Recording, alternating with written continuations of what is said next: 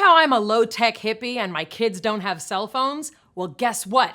I caved. I'm a weak mom. I let my kids tell me what to do. I let them be the boss. And my older son got a phone because he wanted one. He wins, I lose. Game over. I get to sit in bed and eat bonbons all day and lament my out-of-control porn-addicted children. I'm just kidding. It's not like that. I mean, it's like that a little bit. Let me tell you about it. But first, like this channel, subscribe, hit the little bell icon. It's on this side, which side?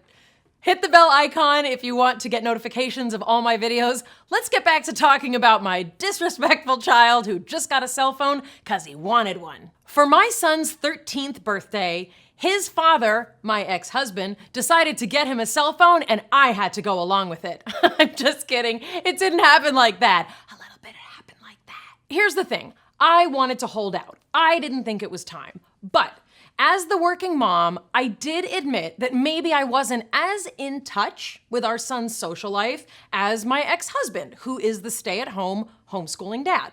He reports that every child over the age of 9 months now has their own phone. A lot of the social life of kids, probably most of the social life of kids, now happens on phones and online. And even a lot of their schoolwork and teacher-student interaction is also happening online and in their hand. So, despite the rough week that it was for my younger son, who basically cried on and off the entire week that my older son got his phone, my 13-year-old now has a phone. He loves that phone possibly more than anything in this world, but I'm a close fifth, so I'm feeling pretty good about myself still. What's it been like, honestly? It's been kind of nuts. Why?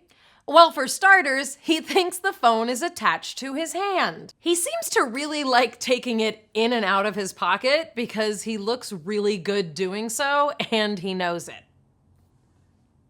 He also seems to think he needs to check his email all the time and text all the time. He's constantly checking. He's always checking. One thing he does love to do with his new phone is to take pictures with it, and the filters are amazing, the camera is incredible. One of the first things that he ever did with his phone was text me a beautiful portrait he took of his brother, so that's actually kind of sweet. But here's how I see this phone thing breaking down. And son, I know you're watching because I'm making you. So here we go. Number 1, the phone is not attached to your body. You don't need to constantly touch it. You're acting like you can't let it out of your sight, like it's this precious gem loaned to you by like the Duchess of Cambridge. And yeah, I don't even know if there is a Duchess of Cambridge, but maybe you can find out by Googling it on your new phone when I let you. Here's the deal. Remember I told you I read that book called Time to Parent a few weeks ago? She talks about having a docking station for our phones when we come into the house. I'm actually going to implement that so that we all remember that our phones are not constantly needing to be attached to our bodies. Your phone is a wonderful, awesome thing. Mine is too. But we need to be reminded that it draws our attention away from everything that's going on in ways that we're not always even consciously aware of. So I love you, but we're gonna start using a docking station. And yes, I'll use it too. Number 2, the phone is not the thing you turn to when there's nothing else to do. I know you hate when I use air quotes. I'm doing it anyway. When there's a lull in conversation, do not immediately pick up your phone. When we're driving in the car, that doesn't automatically mean it's time to use your phone. When we're waiting in an airport lobby or in a doctor's office, that doesn't mean it's phone time.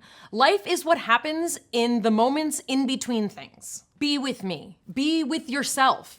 The uncomfortableness that we sometimes call boredom is not necessarily something to run away from. Sit with your feelings. It's a thing. It will serve you well. It will make you a better friend, a better lover, and a better partner. Am I talking to myself? Yes, a little bit, but that's not the point. Number 3, a phone, like everything else in your life that I remind you, is a privilege. Don't roll your eyes at me, I made you.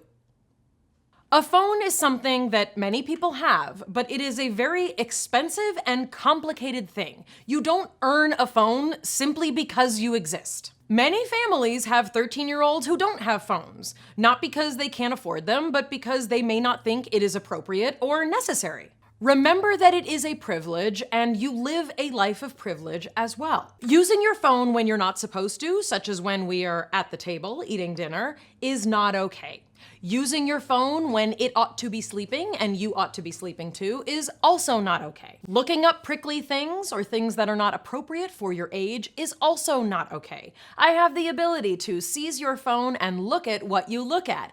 That's okay. And remember, I love you. I still am not sure if we were ready for this phone thing, but here we are. I'm doing my best not to be that mom, air quotes, that mom, and not constantly nag about this phone.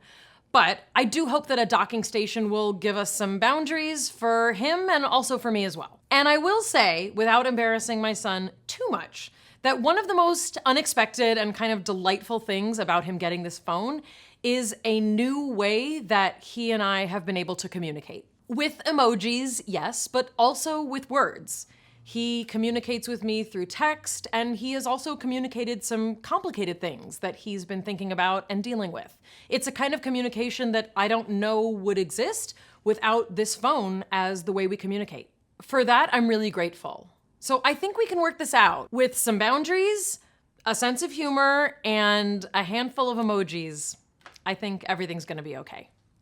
Thank you for watching. How do you handle phones in your family? Let me know in the comments below. See you next time. For more on how my family is handling this cell phone thing, go over to groknation.com and read more about it.